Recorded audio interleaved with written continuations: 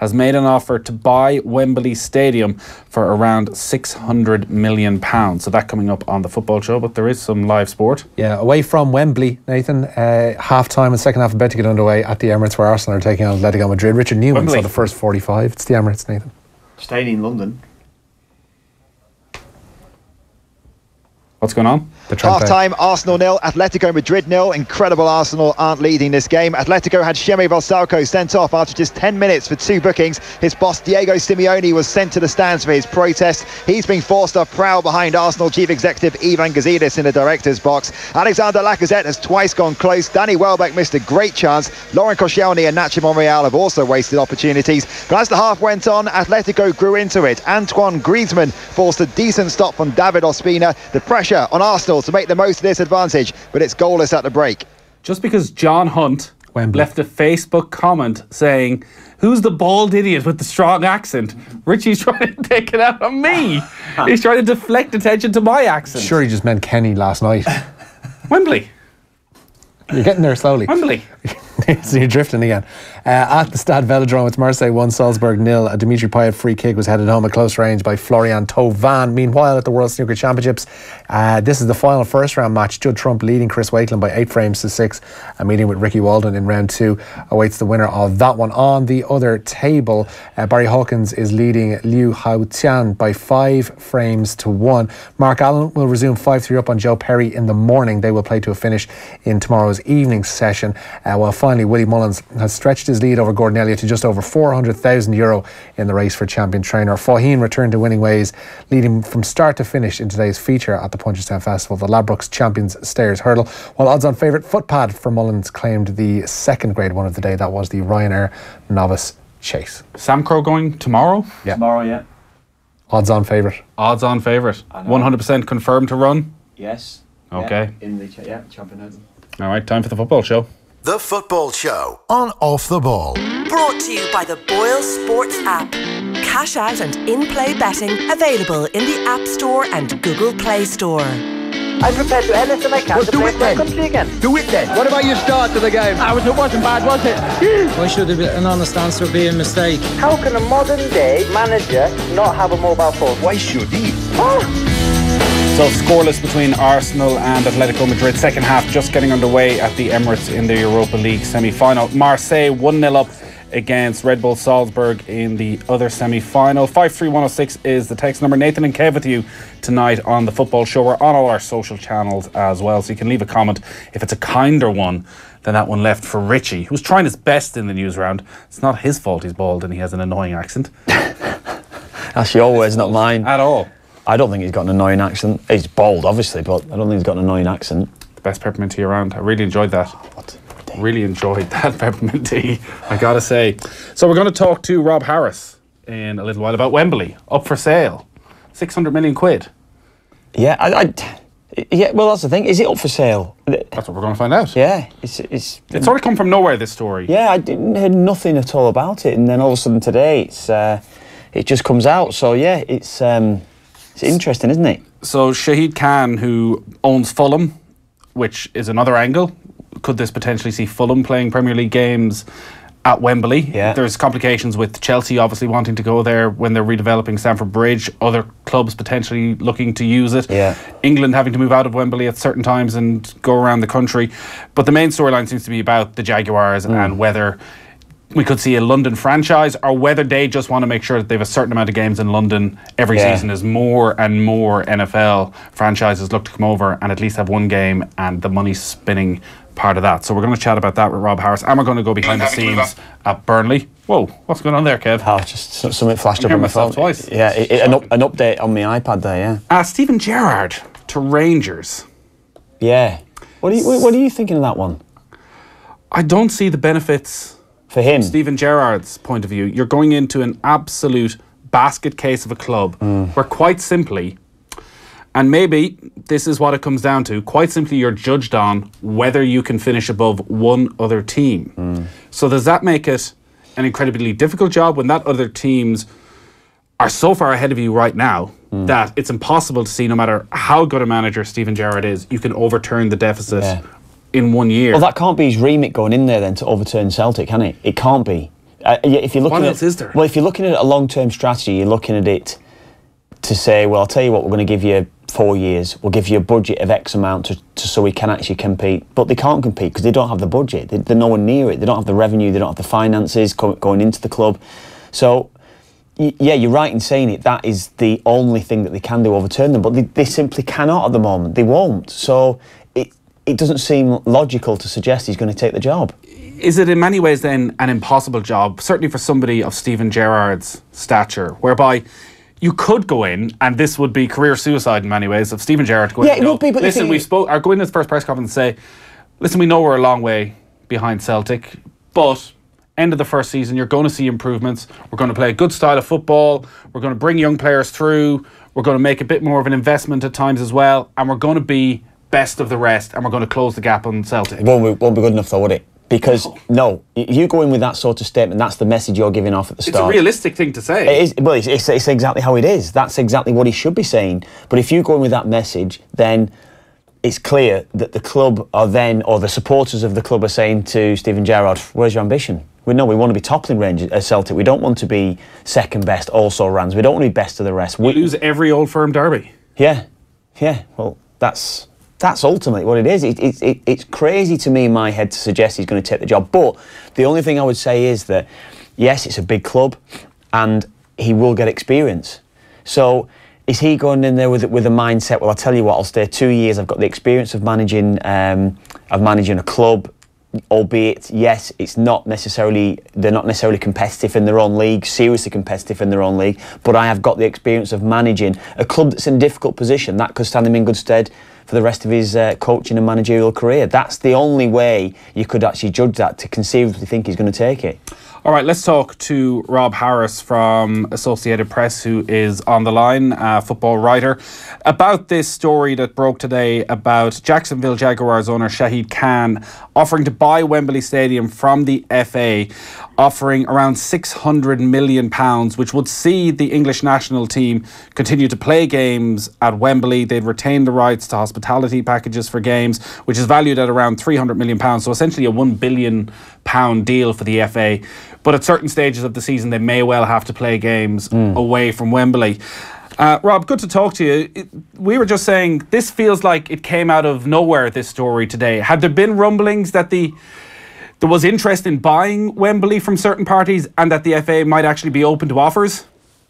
No, I mean, it was one of those stories that came completely out of nowhere and has actually sort of kept pretty much under the radar, which in sport is obviously pretty rare. In fact, across business is pretty rare that such a deal can suddenly emerge. And, I've not really heard that much noteworthy opposition to it yet. Has there been any real official reaction from the FA? Yeah, and they've actually confirmed the bid has come in. Certainly the message from within the FA is the fact they see it as a positive, and the fact that the money could be reinvested into grassroots football, into projects across England. And you certainly hope, if the money is invested in the right way, it goes into the right projects. The fact that it does actually ultimately deliver what is the FA's ethos, which is and its mission, which is to invest in football. Rob, Shahid Khan said today, should we be fortunate to close on this purchase, it's important to stress that the spirit and essence of Wembley will be unchanged. I think he's talking there from the on-field sort of side of it. But, of course, we know the FA's headquarters are at Wembley now. Would that change in relation to that? Would they have to find a different base for themselves going forward? Well, I think a lot of Wembley staff might prefer not to be at Wembley. There are still many who sort of preferred it at Soho Square in central London. And, it's not the most convenient place for some. But, I was speaking to Shahid Khan myself this afternoon, and, he's very much committed to keeping Wembley as a football venue, knowing that it is the home of football, is very much respecting of the heritage of the place, and he's aware that it's going to be hosting the finals, semi-finals, and other games at Euro 2020 in a couple of years. So he recognises that sort of position in the national game. As a financial deal, he made the point to me some far bigger deals, let alone in recent weeks. So it's not financially that much of a burden or significance in that regard. But he realised it's a sort of a heritage point in British society. Why does he want to buy Wembley? Well, I mean, he sees it as an opportunity to grow NFL in the UK. He certainly knows that actually it's a way of owning it is a way to have a foothold, a location where the game can be based. I mean, ultimately, he's talked about potentially Wembley being the only home of NFL in England, and obviously that present a challenge to Tottenham, which has a 10-year deal starting this year to host NFL at his new stadium. But he also sees there's opportunities for growth at Wembley. I was saying to Shad Khan, just how are you going to extract value out of Wembley? How are you going to make your money back? And he sees that there are opportunities to bring more sports into the place, more concerts, which would be interesting because obviously there's so many challenges in London, whether it's the Olympic Stadium out in the east or Twickenham in the west. I mean, a lot of people are going after this market, and you've got the new Tottenham Stadium as well, which is obviously trying to recoup the cost of there. And, there's probably a need to actually spend money investing in upgrading Wembley because it's now 10 years old, technology changes, and there's a need to modernise it. The Jaguars already have a deal through 2020 to play games in London. Would the intention be long-term, and maybe he can't say this now for political reasons, to move the entire franchise to London, that you would end up with a London Jaguars? Or is it more that he wants to put in place a position where if there's 10 games in London, the Jaguars play 3, 4, 5 of them, that they have a certain control over the market in the city? Well, to move a franchise requires a significant approval from the NFL teams. You also need the approval of the players. So any who are sort of committed to contracts now, it's going to be pretty difficult. But I don't think we are looking in the short term at any prospect of the Jaguars moving. You could get a scenario where Shad Khan owns the stadium, but it's a different franchise there, whether a new one or one that moves from the States. And the Jaguars remain in Jacksonville. But it's always been a long-term ambition, even from government circles, to actually encourage to get an NFL franchise in London. But certainly, the sense of Shad Khan today, it's not something that that's imminent at the moment, and there is still this sort of slow burn to sort of assess the appeal and actually maybe bring more games, and then see, look, are we at a point where there is a market for a franchise to be based in London?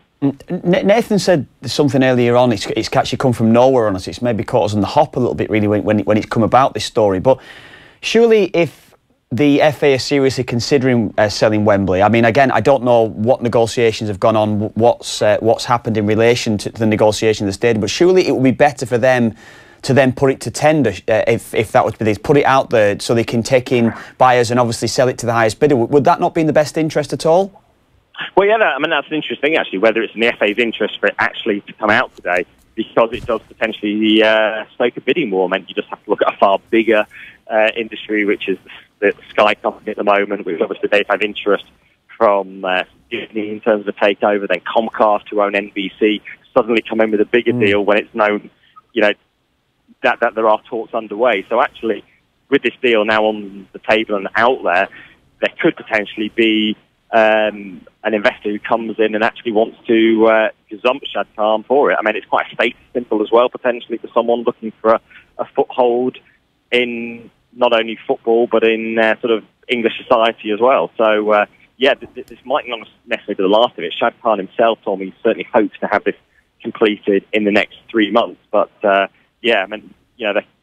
could be obstacles on the way. People might be reflecting, of course, how there was some public money put into Wembley as well, and whether that's recouped in any way. And just in relation to matchday revenues around England games, FA Cup semi-finals, FA Cup finals themselves, that would be solely revenue generated for the FA then? Yeah, the FA is retaining their corporate facilities, the ability to make revenue from the club Wembley. But I would expect, obviously, the FA will be renting. They'll be leasing it on match days for themselves, just in the way that Tottenham are now. So they would just be renting the stadium when they want it, or indeed the Football League for their finals. But Shad Khan is certainly committed to making sure there is no threat to England games being there, all the big cup finals staying at Wembley. But, for many people, I think maybe this is why there's not been that much of a sense of a mass opposition, is the fact that a lot of England fans in particular have been talked for some time to prefer the games to be out on the road around the country. FA Cup semi-finals at Wembley isn't necessarily a universally popular thing, so actually, potentially, if they were out at Wembley, it would sort of gain more, support. But, it certainly is an interesting time, and, for anyone who hasn't been there recently, the whole Wembley area has changed considerably in the last few years. There's a lot more building work going on. You've got apartments now basically right up to virtually the gates of Wembley because of the way the deal was done many years ago, where the FA only bought the land that Wembley itself is on, not the entire sort of area, which meant that the property developers have been able to sort of encroach on Wembley territory even more next to the stadium and sort of build up and build up. Are the FA a wealthy organisation? I mean, the stadium's been problematic for some years in terms of the requirement to sort of pay off the building costs, to pay off the debt. And one of the things that Martin Glenn, the chief executive, actually did in recent years is try to refinance that debt, make it more sustainable, and to sort of manage those costs down. But, you know, it certainly is a profitable organisation, obviously one of the big money makers in world football. You know, they would say, actually, this, as I was saying earlier, this extra revenue coming in is an ability to actually put more centres around the country to actually develop football. I think what a lot of people would hope is that if they are going into building new projects or new development centres, these are accessible. They aren't sort of charging big fees even for people to still use them. And in fact, this is really a sort of, you know, money that goes back into the grassroots where it's available to all. Why now, though, Rob, then? So say you've 11 years, since Wembley or the new Wembley's opened.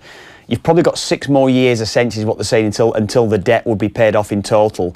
Why now, then? Why has this come about now? Why are these seriously considering it now, then? Is it just simply the financial sum? But surely, like, you've got 6 years to pay the stadium off, and then you can actually think about a plan going forward, how you can seriously generate money going in for the FA. Surely, maybe in my mind, that would be more beneficial for them, no?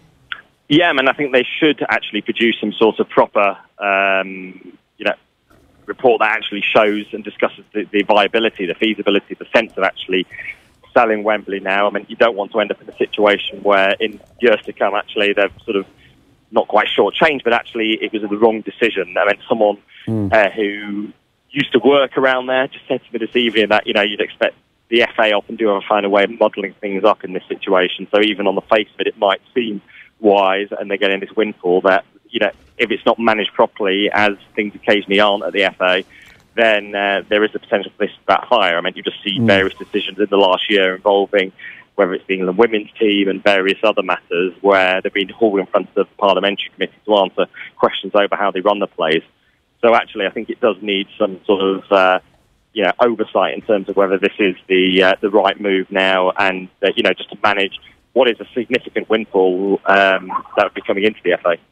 Would Martin Glenn have been pleasantly pleased and perhaps somewhat surprised by the reaction to this news today? Because I guess there might have been an anticipation that there was a battle ahead for the hearts and minds of the English football supporter and the storied history of Wembley and the home of English football.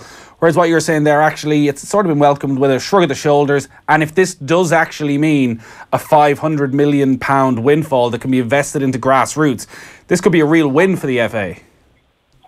Yeah, I mean, it could be. I mean, Martin Glenn has had some issues in recent months in terms of some public statements, various issues as well around the handling of issues around the women's team as well, which had sort of unsettled him to a degree. So obviously this sort of really shows him his strength, which is as a man behind commercial deals in terms of actually how you structure organisations and very much, you know, involved in the day-to-day administration.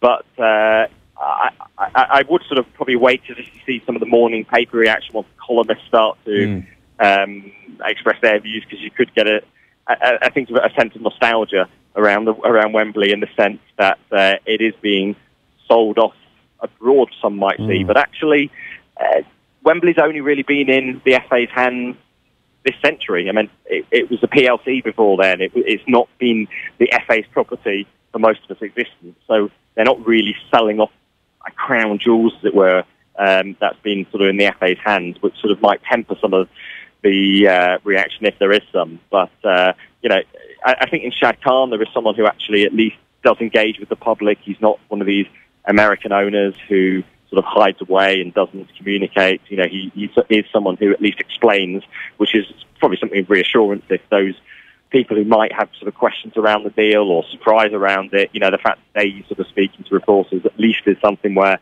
you know, we can ask every question we have. And he certainly, I think, recognises that, you know, its status in the country. And, you know, just a few weeks ago, we were hearing on the FA side that Martin Glenn, his own future might be in some uncertainty, with the chairman, Greg Clark, actually turning to headhunters to potentially find a replacement for Martin Glenn, which was portrayed very much as a precautionary measure just in case that there was a need to change the chief executive, which sort of reflected his uncertainty over his future. But certainly Martin Glenn insists he's going nowhere, but probably completing a deal this size would be something that would sort of be a lift to his reputation. Just before we let you go, Rob, all the talk has been about the Jacksonville Jaguars and what this deal may mean for the NFL in London. Worth remembering that Shad Khan also owns Fulham, who may well be back in the Premier League within the next couple of weeks. Has there been any talk about what this may mean for Fulham and if there's any possibility that they may end up using Wembley? I was going to say, I was relatively surprised it took so long to get onto Fulham, actually. I mean, it might seem surprising to some, the fact that, Shad Khan would own 2 stadiums in London, and not far apart, and particularly Fulham on prime property territory there, right next to the Thames. But Shad Khan's insistent, the fact that Fulham will stay at Craven Cottage, and the two are unconnected. He will continue with the redevelopment work there, right. And he recognises the place Fulham actually does have as part of that community in there, and actually, that you can't just transport it as well. And I think many would say, actually, because Fulham does not have that fan base, that large fan base, certainly at the moment, that would immediately transport into a 90,000 seat stadium. But certainly, talking to him earlier, I was sort of saying, could you envisage a situation where you do use Wembley for Fulham? I don't know.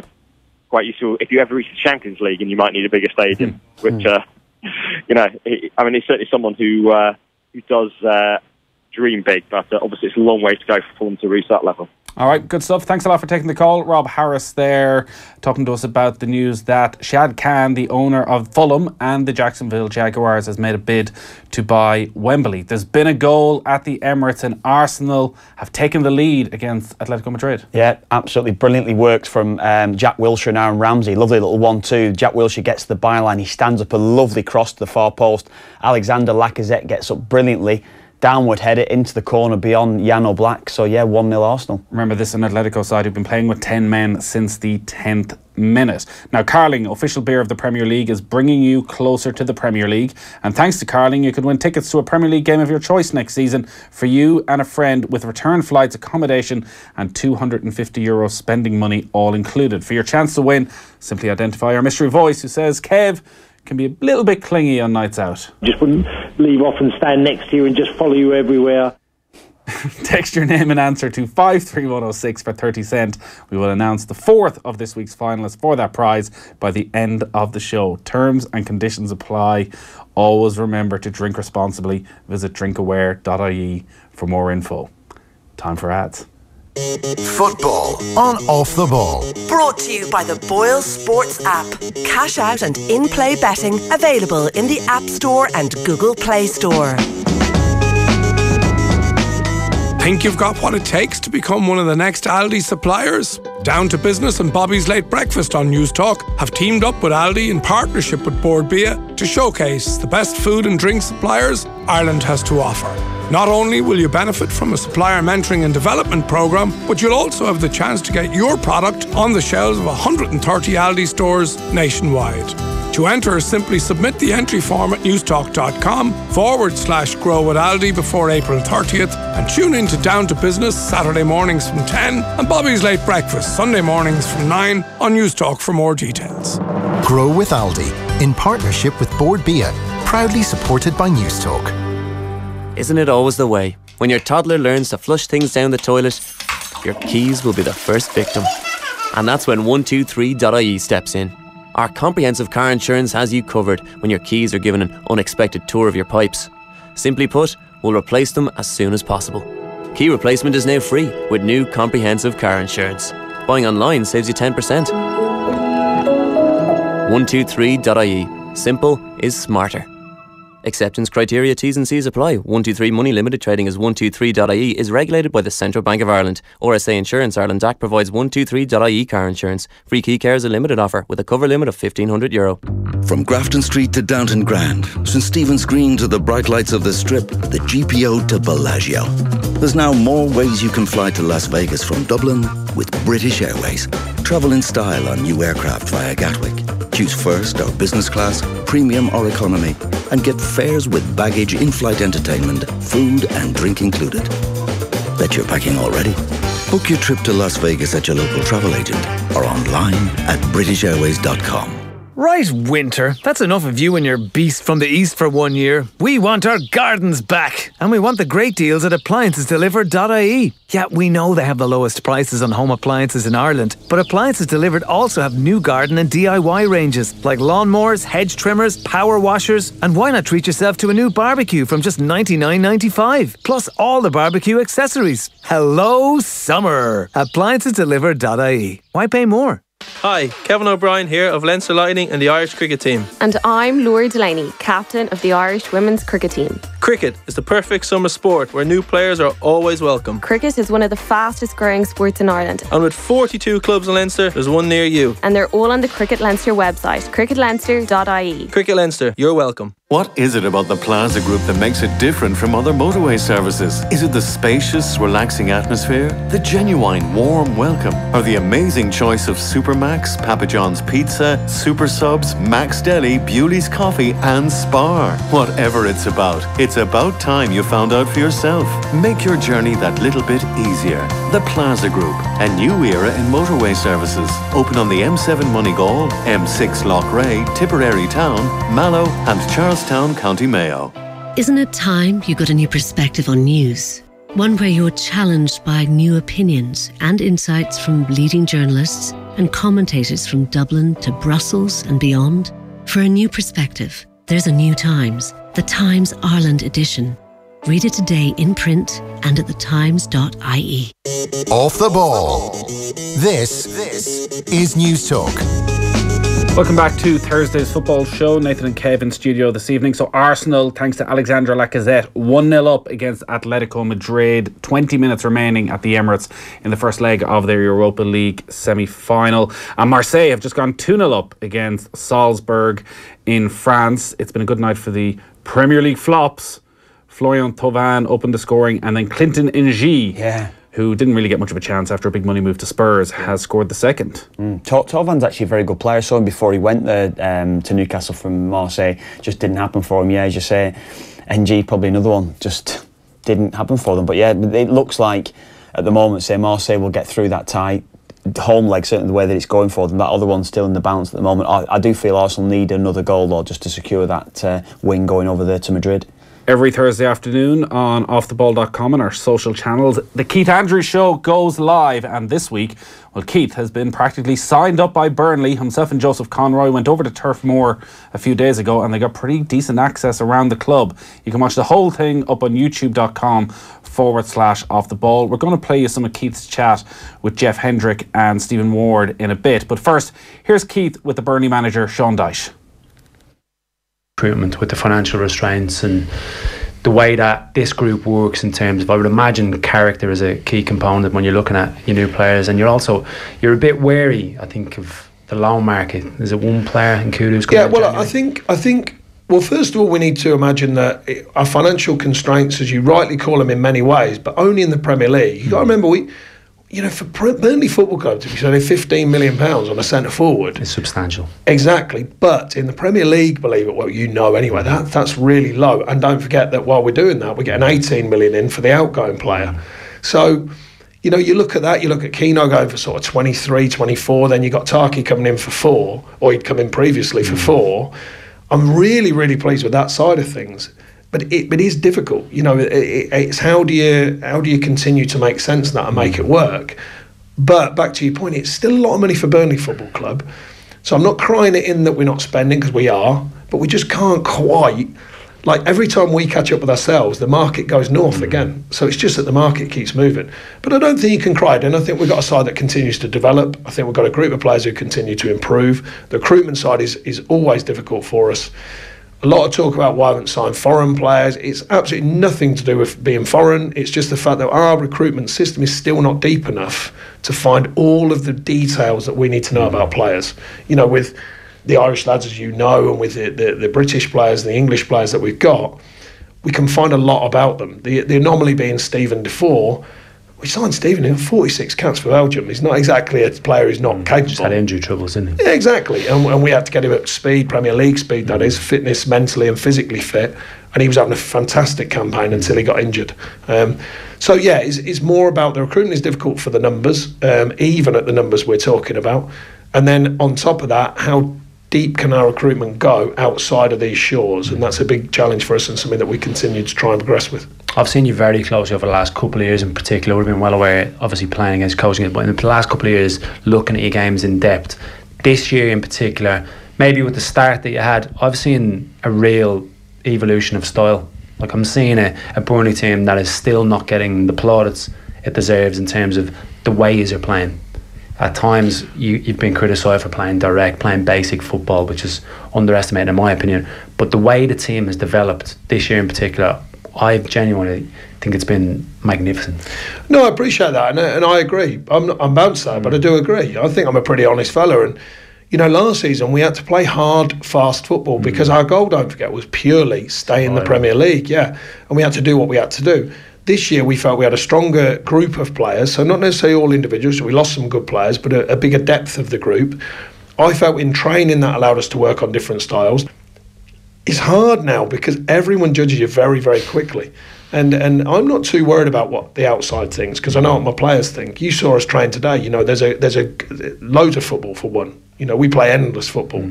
But the players buy into it. You saw the tempo of training today. You know, we're getting towards the end of the season, yet the tempo's high. Yeah, the demand's high. And I think that's shown in performances. And as you rightly said, we've mixed our style better, more possession-based when we've needed to be, more counter-attack style when we needed to be away from home, because that can often be effective in the Premier League particularly. And I actually believe in that mixture. I actually am one of the rare people who I actually don't want to play like Barcelona. I want to play mixed football. I want to play football that can win football matches in any way. If you have to grind out, you can grind out. But if you can pass your way out of it and score great goals, then fantastic. But I want a team that can win in any style it needs to win. And we're getting there. We're not the real deal, by the way, but we are improving, I believe. Europa League next year, very much possible. 7 points from 7 games needed.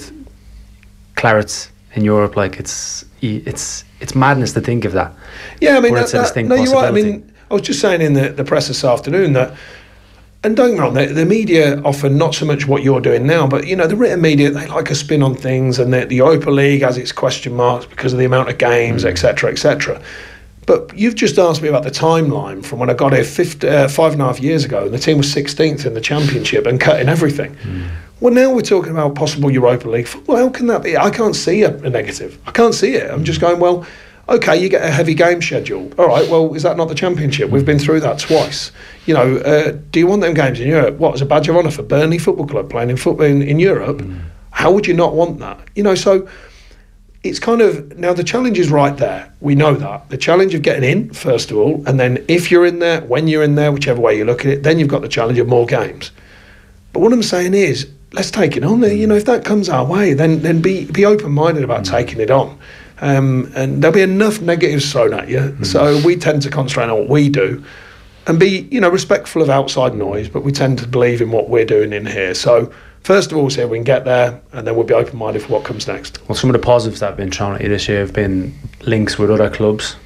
You've been talked about in terms of manager of the year, and I don't want to embarrass you by letting you talk about that. Sorry, bring it on. You want to embarrass me. Who would be your manager of the year? See, I'm slightly different because my awareness of all of the divisions, in the sense I played in all of them apart from the Premier League, but I played through the other three. I think John Coleman down the road at Accrington's done an amazing job. I think Neil Harris has done an amazing job anyway. But if they get there to the playoffs and then if they win it, well, that's out of this world. Yeah, that's out of this world. Pep, for obvious reasons. Yeah. I mean, don't get me wrong.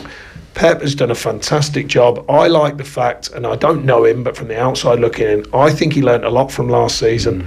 I think rightly so, a club like Man City kept that manager, because in other countries, even in this country, if you're 15 points off the title, you could have been outed. Yeah. Now, that would have been ridiculous, but it happens. And I think it seems to me from the outside looking at it, he's learned about his team. He's gone back to a similar format that he had at Barcelona, about 10 years ago. Very much 4-3-3 orientated, fewer changes, reliant on the hardcore of top players, and then still changing when needs be, playing some great football, gluing it all together they've got a will and demand. There's a respect there, teamship, if you like, that counts. And of course, some fantastic football. So he is the obvious candidate, make no mistake. But behind that, I do marvel at managers who are making a lot out of a situation when they haven't always got that much. And John and Neil Harris, and amongst many others out there doing good work. But them three guys, I personally think, for many different reasons, had fantastic seasons. Yeah, I wouldn't disagree. Just finally, I'm not trying to drag you away from Burnley anytime in the near future, but down the line, international management at any stage? I don't know. I mean, you'd be welcome in Ireland. Yeah, I mean, I got half a team. I'm collecting. Exactly, I'm collecting. No, I mean, I look at it that, I think Gareth, I back Gareth 100%. I like him as a bloke, but I think he'll do well. And I like he's trying to look beyond tournaments, saying, hang on a minute, we need to build year on year. Yeah. And I quite like that. It's brave. I think, you get his question marks, but he's looking for these young players to now mature and become the next big players. And it's seemingly, I think the FA seem to be backing him with that, which I like. For me, as much experience as you can. You need as much experience. I'm learning all the time. I've had a lot of experience in a short window, really, with all that's gone on. Sacked, promoted, relegated, re-promoted, stayed in the Premier League, possibly going into Europe, who knows. That's a lot to happen, in a certain number of years. I just think that the more experience you get, the better chance you've got of being successful, whatever you do. If it's with Burnley, fantastic. If it's not, for whatever reason, we know the game changes, or in the future, if it's international football, whatever it may be. But my main thing is to continue progressing. I like the team to progress, but I have to be aware of my own development as well. And I think I am learning all the time. So that's my main thought at the moment, just to continue enjoying it, continue with the challenges and keep learning. Sean Dyche, the Burnley manager, talking to Keith Andrews there. Keith also spoke to Joey Barton. We'll play you that chat tomorrow night. And he also checked in with the Irish lads at the club. By the way, still Arsenal leading Atletico Madrid by 1-0, 10 minutes left at the Emirates. We'll hear from John Walters in a second. But first, here's Jeff Hendrick and Stephen Ward talking about how their route into the Premier League wasn't necessarily that straightforward. I wouldn't know. I think obviously it might be different for Jeff. He was probably in a different position than I was when I was his age. He was, probably the top, in the top two players in the whole country. Probably him and Robbie vying for that. Him and Robbie vying for it. They tell me in the car all the time he was better. But no, for me, I think, listen, I went away on trial and the usual. But for me, I think staying at home and learning my education at Bowes was massive for me, because I don't know how I would have reacted coming to sort of an academy. Trying to go on loan, being away from home, trying to go on loan. And when I signed for Wolves, I played men's football. I felt, mature enough to go over there and deal with everything that the championship and sort of the exposure gave to you. So for me, it was definitely the right path. But as you say, it's different for everyone. And I think if you make it to where you want to go, whatever path you've been on is going to be the best one for you. What about you, Jay?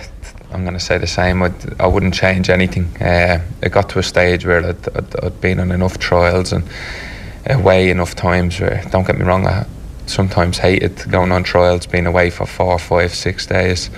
But when it came to the stage, I'd sat down and signed with Derby, and I was just looking forward to getting away that much that I didn't even get homesick at the start. Nothing at all. My parents would give out to me at times for not calling or texting enough. I was just looking forward to getting away in with the lads, getting to know them and training every day, and I was loving it. I was lucky as well. There was 5 of us the same age from Ireland, so that definitely helped me settle in. But just getting in training, I got a lot fitter at times, from the age of 13 to 16 or whatever. I wasn't the fittest of players, but that gave me a different side to my game. I was able to go box to box. I was learning that, and I had a good coach at the time, and I felt like I really improved very quickly in my first few years, and I could see the differences, and I loved it. Within about 8-9 months, I got to train with the first team a few times, so I got to see how the professionals were doing it, and then that made me even more hungry. Still at Burnley, just watched training. Johnny Walters has joined us in the indoor arena. We're just saying how spoilt young players are today, getting a lovely surface like this.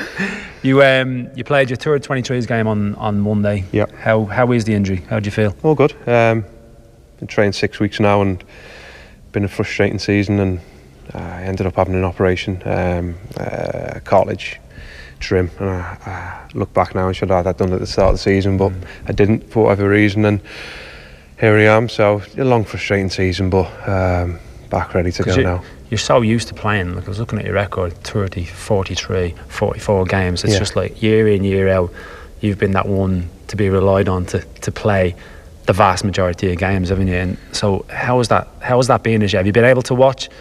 I don't like watching games when I'm not playing, to be honest. Little man's mad into football now, so I've been watching a lot with him though, to be fair.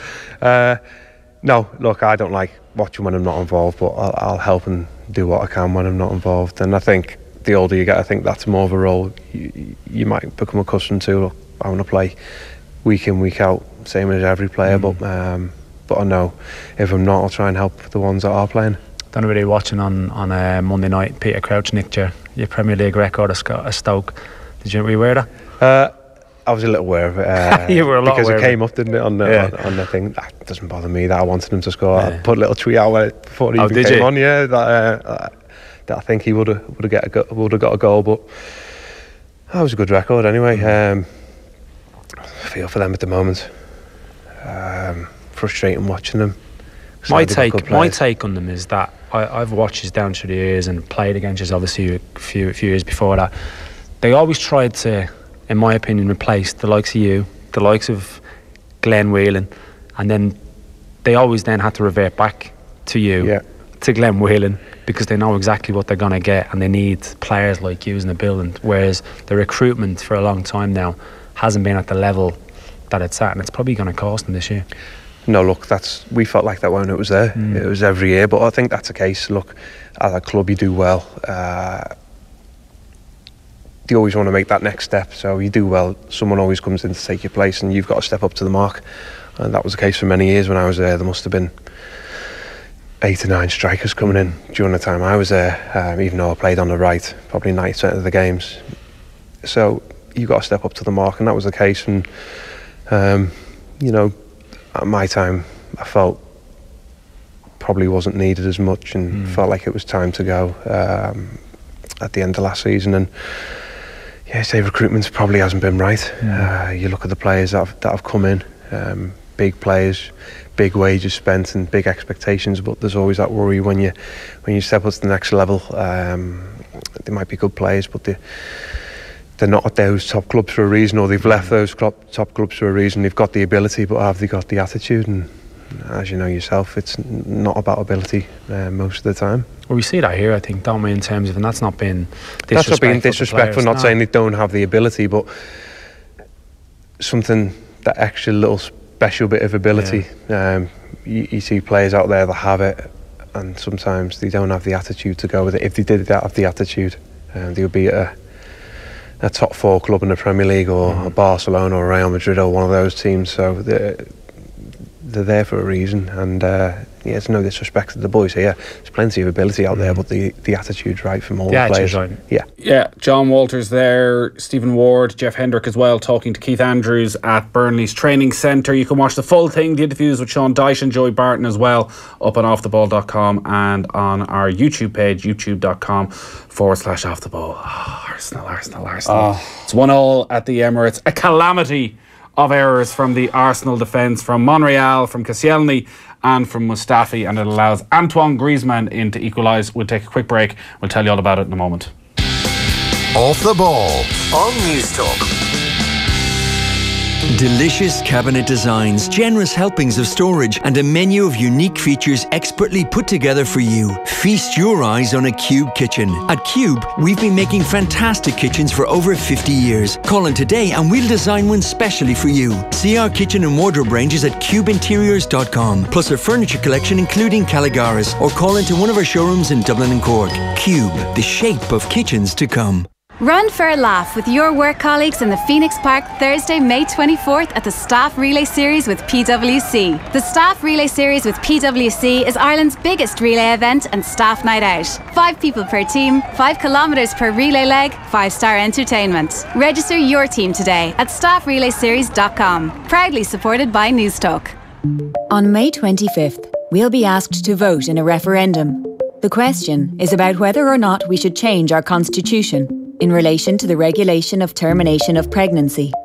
You'll be hearing a lot from both sides about what your vote means, but the only place you're guaranteed to get the clear and independent facts is at refcom2018.ie.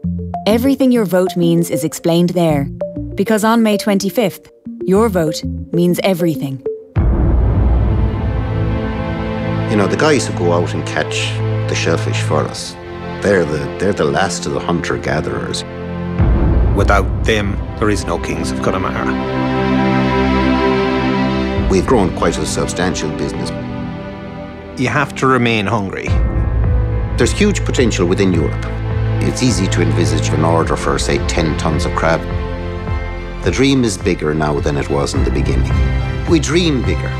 AIB, we're backing Brave. Featured customers received a gratuity. Allied Irish Banks plc is regulated by the Central Bank of Ireland. It's time to grab an amazing deal. The Aer Lingus Summer Stateside Sale is now on. With €100 off return flights, you can choose your own America. Take in the culture of historic Boston, splash out on a new outfit in trendy New York, or soak up some rays in sunny Miami. And with US immigration pre-clearance before you fly, you can kick off your summer adventure as soon as you land. Smart saves €100 on stateside summer trips. Smart flies Aer Lingus. Book now at aerlingus.com. Offer subject to conditions and availability. Make cleaning your house a breeze with the return of the Dyson 4-day event this weekend at Harvey Norman. Get the Dyson V7 Motorhead cord-free vacuum for just €299, or get the new Dyson V10 Cyclone vacuum with 60 minutes battery life for just €499. With Dyson experts on hand to help you find the perfect product, you'd be mad to go anywhere else. Discover Dyson at the Harvey Norman 4-day event this weekend, in store and online. Go, Harvey, go! Off the ball. This is News Talk. Welcome back. Almost time to go.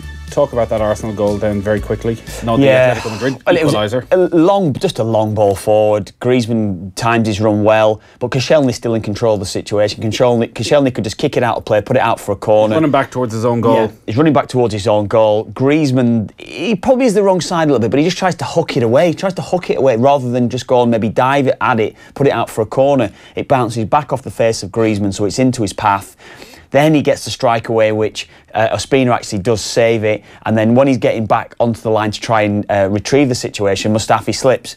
And then Griezmann's just got a simple tap in, really, so it's unbelievable. I have had a tweet tonight as well from Brendan Kenny. I don't even have time for this. Brendan Kenny 78 has just tweeted me. On a scale of 0 to 10, how annoying with Nathan Murphy this evening? 0 being extremely annoying and 10 being extremely annoying. Is that just in general over the 3 hours? Well, he's actually said #Vashelko, so there you go. I just wanted to get it right for the listeners in education. Yeah. And you were right, Kevin. I gave you that. Tomorrow morning we're back 7:45 a.m. Are you on Off the Ball AM? I am. OTB I am on tomorrow morning. Yes. Facebook.com/Off the Ball. Twitter, YouTube from 7:45. Just time to tell you that our mystery voice tonight was, of course, Tony Cascarino. Just wouldn't leave off and stand next to you and just follow you everywhere. Have you been on the lash for Tony Cascarino? Yeah, I have. Yeah. Ho ho! I'd say that tonight. He's good. Yeah, he's chilled, Cass. He's very chilled. No more than yourself. Congratulations to Mark Power, who's now in the hat to win tickets to a Premier League game of his choice for next season. You get return flights, accommodation and £250 spending money, all with thanks to Carling, official beer of the Premier League. We'll give you another chance to enter that competition tomorrow night, where we'll also be talking to Kerry's Aidan O'Mahony. We'll hear from Joey Barton and we'll review the first round of the NFL draft. Tom Dunn is up next. Thanks to everyone involved in the show tonight. Good night.